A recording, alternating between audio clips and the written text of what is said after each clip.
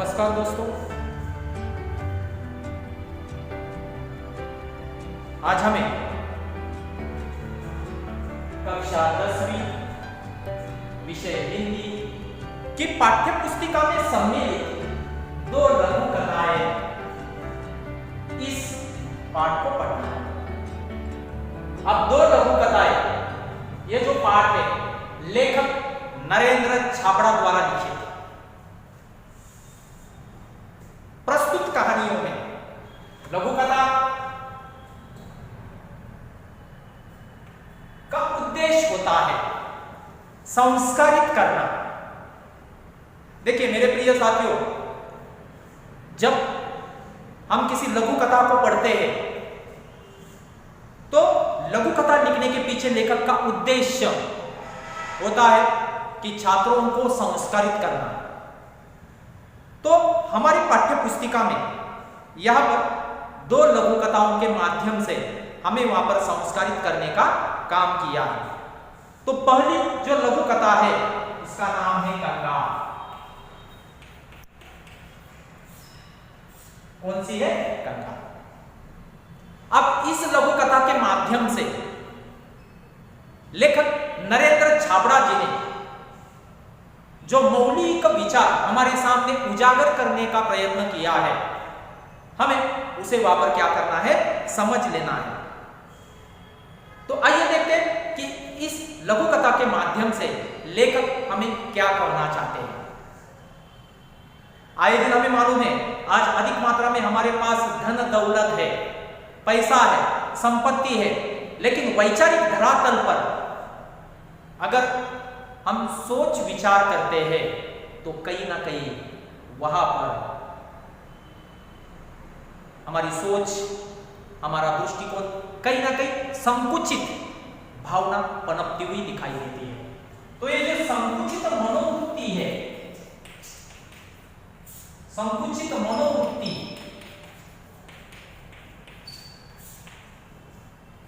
जिसके कारण हम वहां पर कंगाल हुए हैं। पैसा है लेकिन वैचारिक तरातर पर वहां पर क्या है, हम कंगाल दिखाई देते हैं। सो कहीं ना कहीं मनुष्य की इस मानसिकता को इस कहानी के माध्यम से वहां पर लेखक नरेंद्र छाबड़ा जी ने अपने विचार अभिव्यक्त करने की कोशिश की है। तो आइए देखते हैं कि प्रथम लघु कथा के माध्यम से वहां पर लेखक क्या करना चाहते हैं। इस लघु कथा में लेखक ने यह दर्शाया है कि जब हम बड़ी दुकानों, मॉल, होटलों में जाते हैं तो कोई मोल भाव नहीं करते। मोल भाव देखिए मनुष्य की मानसिकता कैसी है। आए दिन बड़े बड़े शहरों में क्या होता है कि चीजों को खरीदने के लिए, वस्तुओं को खरीदने के लिए हम वहां पर बड़े बड़े मॉल में जाते हैं, भोजन करने के लिए बड़े बड़े वहां पर होटलों में जाते हैं।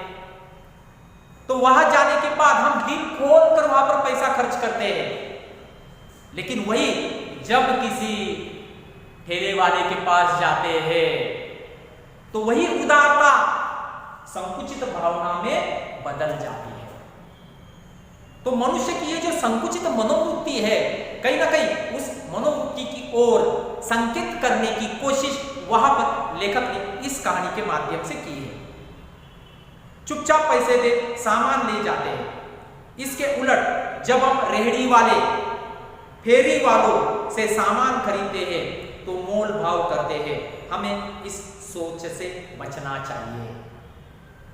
देखिए मेरे प्रिय साथियों, मनुष्य की यह दोहरी मानसिकता आपके सामने उजागर करने का सुंदर प्रयत्न लेखक के माध्यम से यहां पर किया गया है। जब हम मॉल में जाते हैं, होटलों में जाते हैं, तो वहां पर क्या है, अपनी जेब ढीली करते हैं। वहां पर थोड़ी ना किसी वस्तु के दाम पूछते हैं, लेकिन वहीं पर अगर हम किसी रेहड़ी वाले के पास,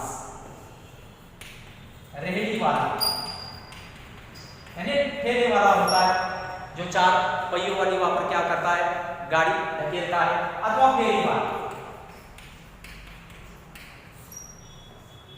तो वहां पर क्या होता है कि हमारी सोच बदलती है। और हम वहां पर क्या लेन देन के बारे में मोल भाव करते हैं, बार्गेनिंग करते हैं। तो ये जो सोच है, इस सोच से हमें बचना चाहिए। जिस प्रकार हम होटलों में, मॉल में जाके वहां पर क्या करते हैं, वस्तुओं के पैसे देते, उसी प्रकार यहाँ रेडी वाला व्यक्ति होता है, तो उससे अगर कोई वस्तु खरीदते हैं तो हमें वहां पर क्या करना चाहिए कि पैसा देना चाहिए। सो यहाँ पर बताया, देखिए अब कहानी के माध्यम से हम आपके सामने विचार अभिव्यक्त करेंगे। तो यहाँ पर क्या कहा गया है, कहानी का शीर्षक है कंगाल, जो आपके सामने वहां पर क्या किया है, बताया गया है कंगाल, यही इस कहानी का शीर्षक है। इस वर्ष बड़ी भीषण गर्मी पड़ रही थी। भीषण यानी भयानक, भीषण यानी भयानक गर्मी वहां पर पड़ रही थी। दिन तो अंगारे से तपे ही थे, रातों में भी लू और उमस से चैन नहीं मिलता। याद रखिए कि ऋतु का असर मानवीय जीवन पर होता है। और आपको मालूम है, जब गर्मी के दिन होते हैं तो वहां पर क्या होता है कि पसीने से हम पूरी तरह से तरबतर होते हैं, भीग जाते हैं।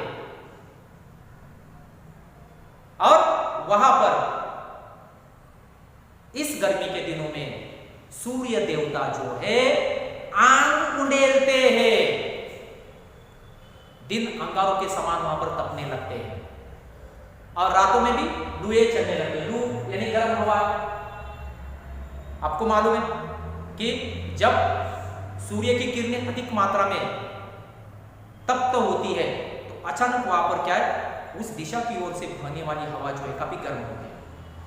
उसे हिंदी में क्या कहते हैं, लू, लुए चलना। और इसका असर, इन लुओं का असर पशु, पक्षी, मनुष्य, पेड़ पौधे सबके ऊपर होता है। और उमस यानी बदन चिपचिपाता है, ह्यूमिडिटी जिसे कहा जाता है अंग्रेजी में, ह्यूमिडिटी। चैन नहीं मिलता, चैन हिंदी का मुहावरा है, चैन न मिलना, चैन न मिलना, राहत न मिलना। देखिए मुहावरों को भी हमें कंठस्थ करना है, मुहावरों को भी कंठस्थ करना है मेरे प्रिय साथियों। मुहावरे याद रखना ताकि परीक्षा में आप वहां पर क्या कर सके, अर्थ सहित इसका वाक्य में प्रयोग कर सके। और मुहावरे आपके कंठस्थ होंगे तो हम अपने विचारों को वहां पर क्या कर सकते हैं, अत्यंत प्रतिभाशाली ढंग से उजागर कर सकते हैं। तो मुहावरों को आपको वहां पर क्या करना है, याद करना है। सोचा इस लीजे और घुटन भरे मौसम से राहत पाने के लिए कुछ दिन पहाड़ों पर बिताए। और देख लीजिए मेरे प्रिय साथियों कि जब इस तरह के वातावरण का हम सामना करते हैं, मनुष्य जब थक जाता, ऊब जाता है, तो अंत में राहत पाने के लिए मनुष्य को प्रकृति के आंचल में ही जाना पड़ता है, आंचल में ही जाना पड़ता है। तो इससे बोध होता है कि लेखक भी वहां पर क्या है, इस लीजे घुटन भरे वातावरण से, माहौल से राहत पाने के लिए वहां पर क्या करते हैं, पहाड़ों पर घूमने के लिए जाते हैं। तो यहां पर बताया आपके सामने शब्द दिया, लीजा शब्द है सीलन भरा। और ऐसे माहौल में हम थक जाते, थका हुआ मन ऊब जाता है, याद रखिए। और अंत में हम इस थकावट को दूर करने के लिए किसी हिल स्टेशन पर घूमने के लिए जाते हैं, किसी वहां पर क्या है प्राकृतिक प्रदेश में घूमने हेतु जाते हैं। तो लेखक भी वहां पर क्या है, इस वातावरण से मुक्ति पाने हेतु वहां पर क्या है, चले गए। अगले सप्ताह ही पर्वतीय स्थल की यात्रा पर निकल पड़े। पर्वत यानी जहां पर पहाड़ होता है, पर्वतीय, ई प्रत्यय लगा दीजिए, पर्वतीय शब्द है, इसे ईय, यह प्रत्यय लगा, प्रत्यय पर्वतीय स्थल की यात्रा पर निकल पड़े। यात्रा यानी सैर करना, घूमना। याद रखिए कि मनुष्य का जन्मजात स्वभाव होता है कि जब हम थक जाते हैं तो यात्रा करने के लिए निकल पड़ते हैं। 2-3 दिनों में ही मन में सुकून सा महसूस होने लगा।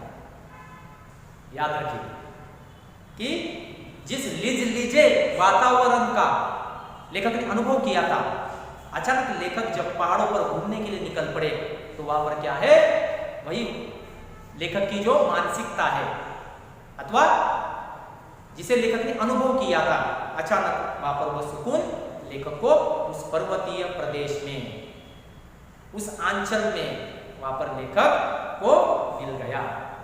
वहां का प्राकृतिक सौंदर्य है, प्राकृतिक यानी प्रकृति, सुंदर हरे भरे पेड़ पौधे, झरने, कलकल करने वाली नदियां, इस प्रकृति में सब कुछ आता है मेरे प्रिय साथियों। प्राकृतिक सौंदर्य, हरे भरे पहाड़ गर्व से सीना ताने खड़े थे। मानो वहां पर क्या कर रहे, वे लेखक को अपनी ओर आकर्षित कर रहे, बुला रहे हैं। सीना, मानो कई सालों से वहां पर क्या है, सीना ताने खड़े, बड़े अभिमान के साथ वहां पर क्या है, खड़े। दीर्घता सिद्ध करते हुए, दीर्घता ने बहुत दिनों से, आपको मालूम है कि आप पर्वतीय प्रदेश में जाओगे तो कई कई वृक्ष इतने सालों से वहां पर वे आज भी खड़े हैं।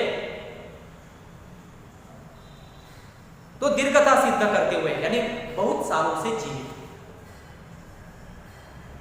दीर्घता सिद्ध करते वृक्ष, मानो वे आज भी डटे हुए हैं।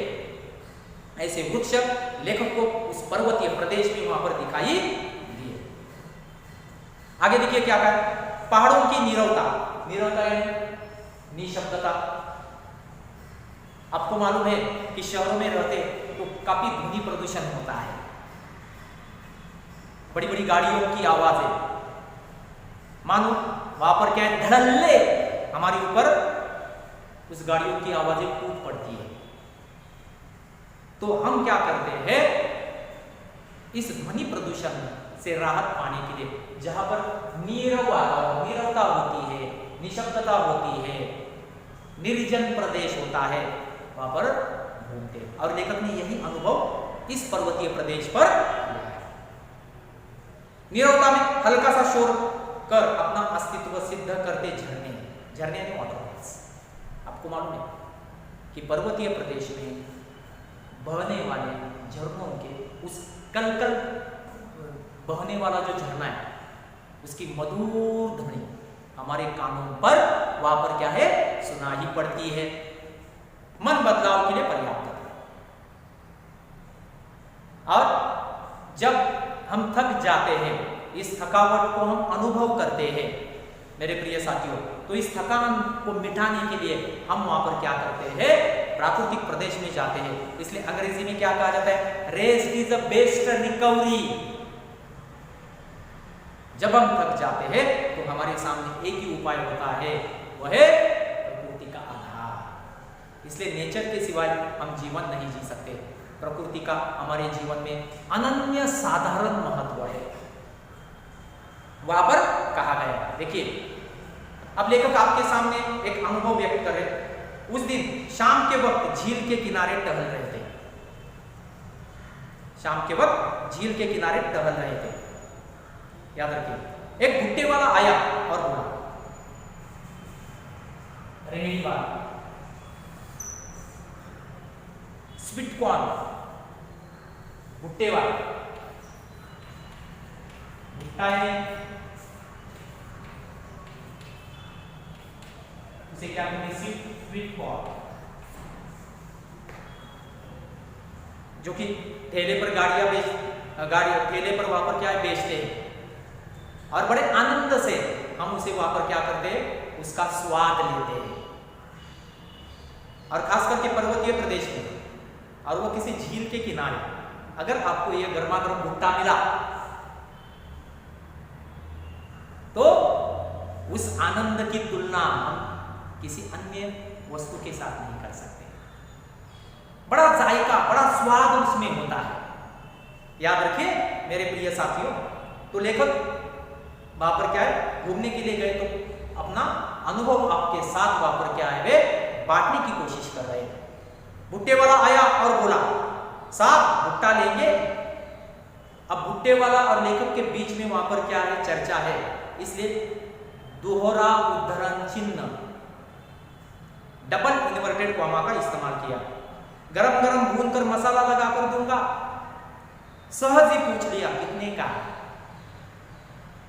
लेखक पूछते कि इस भुट्टे के दाम कितने हैं। देखिए, हम शहरों से पर्वतीय प्रदेश में जाते हैं, काफी पैसा खर्च करते हैं, लेकिन जब एक भुट्टा खरीदना है तो बाद में हमें कंजूसी सूझती है, संकुचित मनोवृत्ति, कंजूसी सूझती है। याद रखिए, कंजूसी हमें सूझती है, तो ऐसा नहीं होना चाहिए। तो भुट्टे वाला कहता है 5 रुपए का। भुट्टे का दाम कितना? 5 रुपए का। क्या 5 रुपए में एक भुट्टा? हमारे शहर में तो 2 रुपए में एक मिलता है, तुम 3 ले लो। देखिए, मोल भाव, बार्गेनिंग शुरू हुई। ये गलत है। अरे उसी के ऊपर तो उसकी रोजी रोटी चलती है।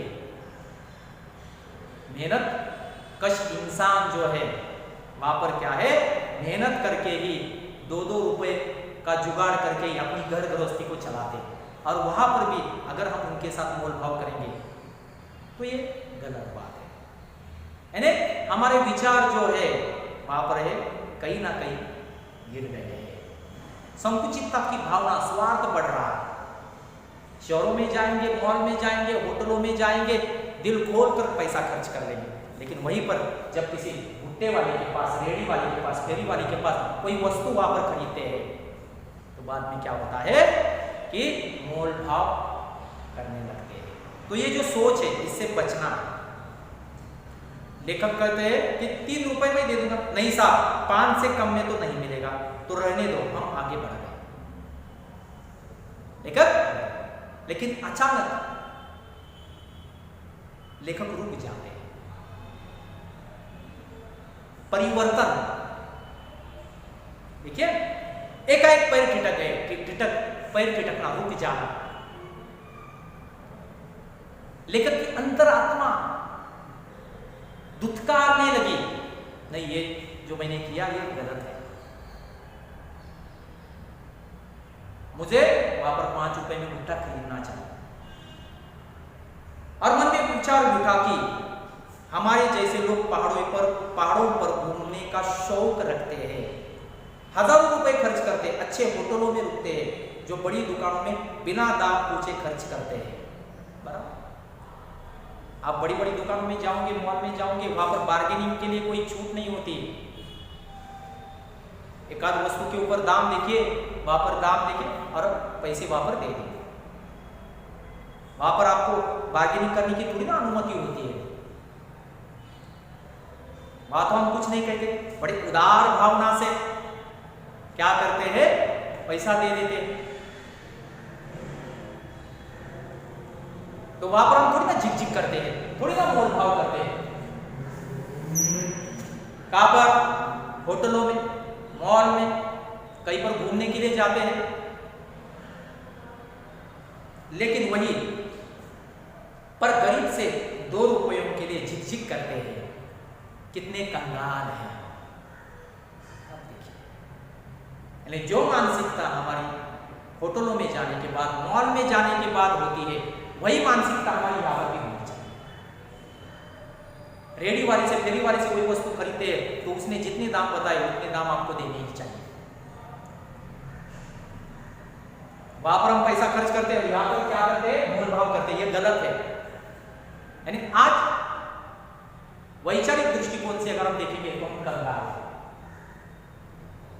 क्या है?